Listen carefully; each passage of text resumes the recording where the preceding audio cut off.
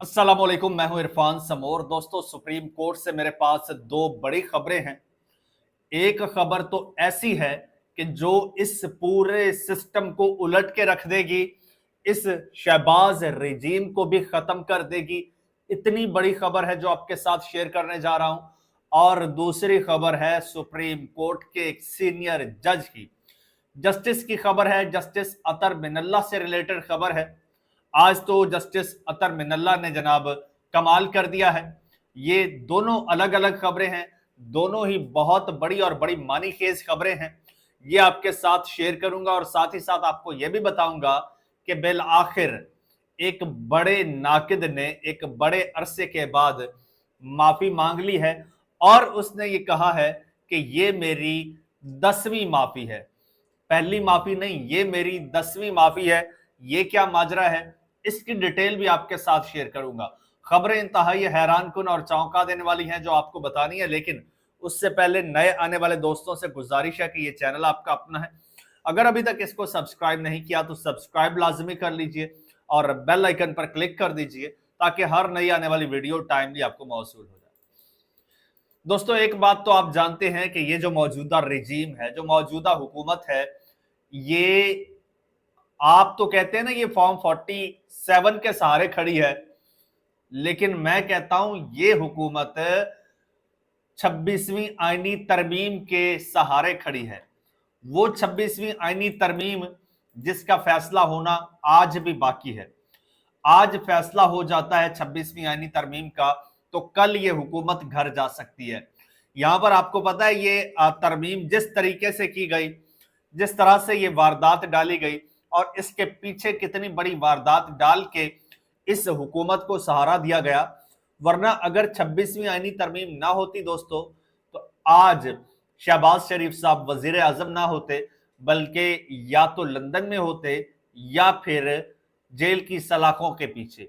26वीं आईनी तरमीम ना होती तो आज इमरान खान अडयाला जेल में ना होते, वजारत उज़्मा की कुर्सी पर बैठे होते या फिर आज आपके मुल्क में नए इलेक्शन हो रहे होते।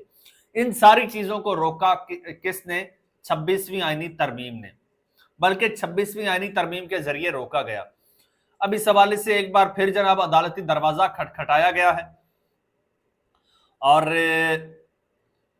ये जनाब सुप्रीम कोर्ट में एक दरखास्त दायर की गई है। ये मुस्तफा नवाज खोखर ने दायर की है दरखास्त। और इस वक्त वो जो तहरीक तहफ़्फ़ुज़ आईन पाकिस्तान है, एक अलायंस है ओपोजिशन का, उसमें ये शामिल भी हैं।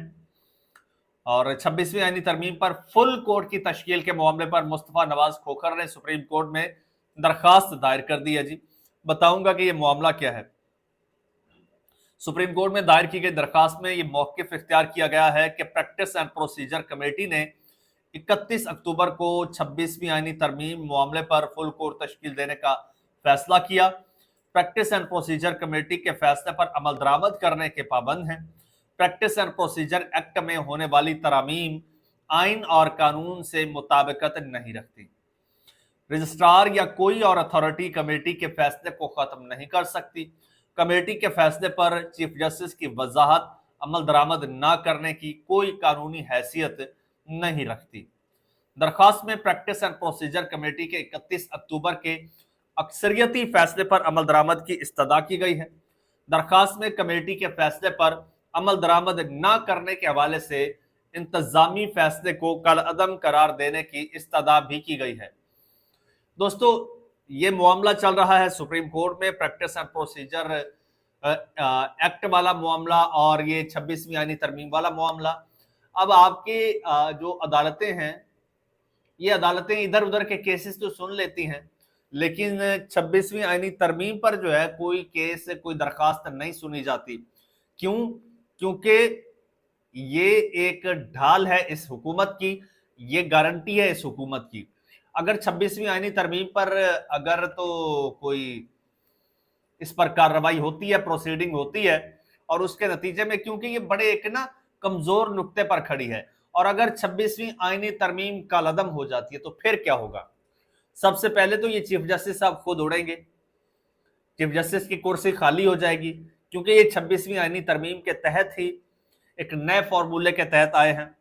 और 26वीं आईनी तरमीम खत्म होती है तो ये जो एक कॉन्स्टिट्यूशनल बेंच बना है ये भी खत्म हो जाएगा, चीफ जस्टिस साहब भी चले जाएंगे। फिर जस्टिस मंसूर अली शाह जो हैं वो सीनियर मोस्ट जज होने की हैसियत से वो सुप्रीम कोर्ट के चीफ जस्टिस बनेंगे और वो इनके एक एक वारदात से डाले गए, वारदात से उठाए गए इकदाम को उठा के कूड़ादान में फेंकेंगे, उनके एक एक फैसले को रिवर्स करेंगे। और फिर क्या होगा, फिर पीटीआई को ये मखसूस नशिस्तें भी वापस मिलेंगी, पीटीआई को सेनेटर्स भी काफी सारे मिलेंगे, एमएनएस भी मिलेंगे, एमपीए भी मिलेंगे, पीटीआई को नशिस्तें भी मिलेंगी। फिर क्या होगा, सिर्फ यही नहीं होगा दोस्तों, फिर पीटीआई के जो फॉर्म 47 और 45 के ट्रिब्यूनल की दरखास्तें पड़ी हैं उन पर कार्रवाई होगी। उसके बाद क्या होगा, ये जो पीटीआई के लोग या पीटीआई जो क्लेम करती है कि हमारी इतनी सीटें हैं, 190 हैं, 180 सीटें हैं, ये पीटीआई को मिलने के चांसेस हैं, ये मिल गई तो हुकूमत के पास क्या बचेगा, वो 17, 18, 20 सीटें, फिर तो ये हुकूमत शहबाज हुकूमत नहीं रहेगी। तो ये इतना बड़ा अपसेट हो सकता है 26वीं आईनी तरमीम के मामले पर, और इस पर कोई कार्रवाई नहीं हो रही, कोई प्रोसीडिंग नहीं हो रही। और ये क्यों नहीं हो रही, क्योंकि रजीम कंट्रोल्ड है, पूरा सिस्टम कंट्रोल्ड है। अब किस तरह से कंट्रोल्ड है, और बड़ा एक ना वो बड़ा फखर से कहते हैं ये इनके लोग जो हैं, स्पेशली ख्वाजा आसिफ जैसे लोग, कि जी ये हाइब्रिड रजीम परफॉर्म कर रहा है, हाइब्रिड रजीम जो है वो नताइज दे रहा है, रिजल्ट्स दे रहा है। ये खुद को जमहूरी कहते हैं, ये एस्टेब्लिशमेंट की गोद में बैठे हैं और बड़े फखर से कहते हैं कि जी एस्टेब्लिशमेंट के हाथ में हमारी डोरे हैं, और फिर ये ऊपर से खुद को जमहूरी भी कहते हैं।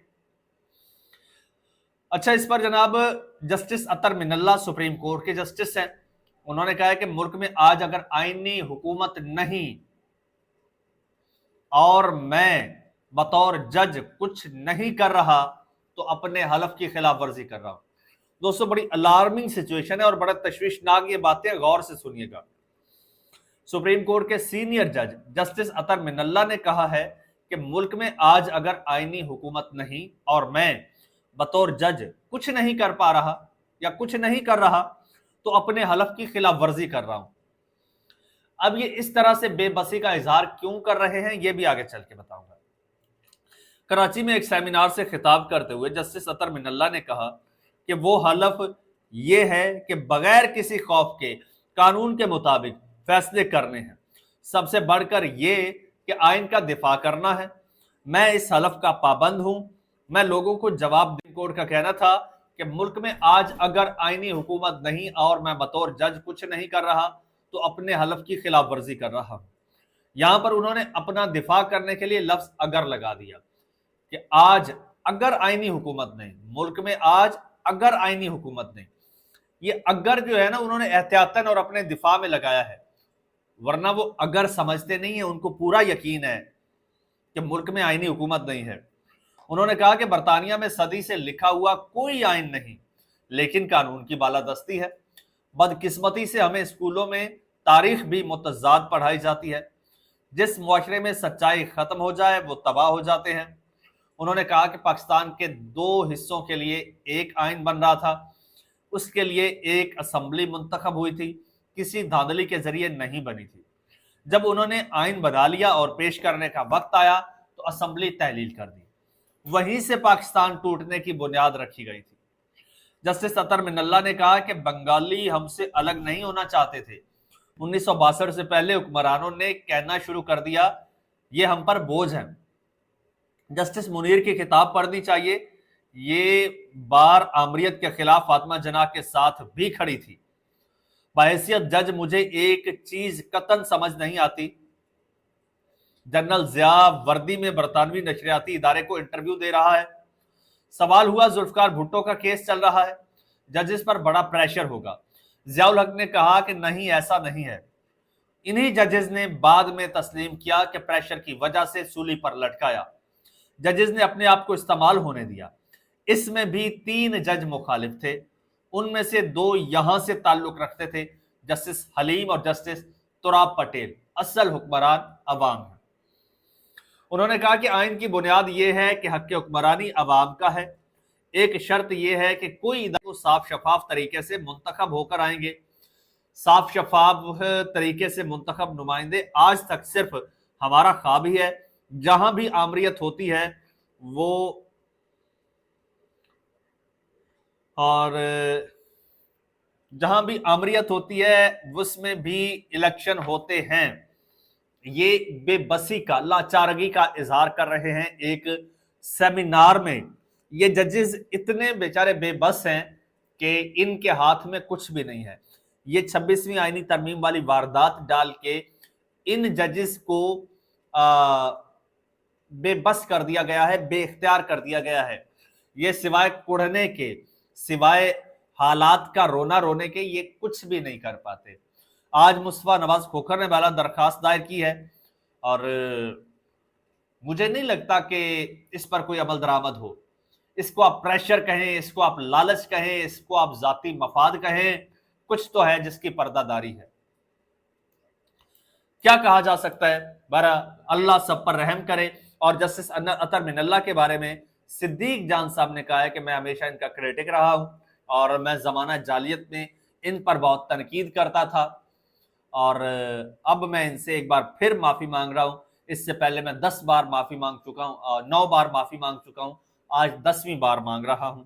अब उनको समझ आया है कि भाई ये पहले भी ठीक थे, आज भी ठीक है। जस्टिस अतर मिनल्ला पहले भी ठीक थे, आज भी ठीक है। असल कसूर इनका नहीं है, असल कसूर उनका है जिन्होंने रिजीम को कंट्रोल किया हुआ है। असल कसूर फिर उनका है जो आलाकार बने हुए हैं। जिनके हाथ में कुछ नहीं है वो बेचारे कुड़ते रहेंगे, वो बोलते रहेंगे, लेकिन इख्तियार उनके पास नहीं है। चैनल आपका अपना अगर अभी तक सब्सक्राइब नहीं किया तो सब्सक्राइब कर लीजिए, बेल आइकन पर क्लिक कर दीजिए और मुझे इजाजत दीजिए।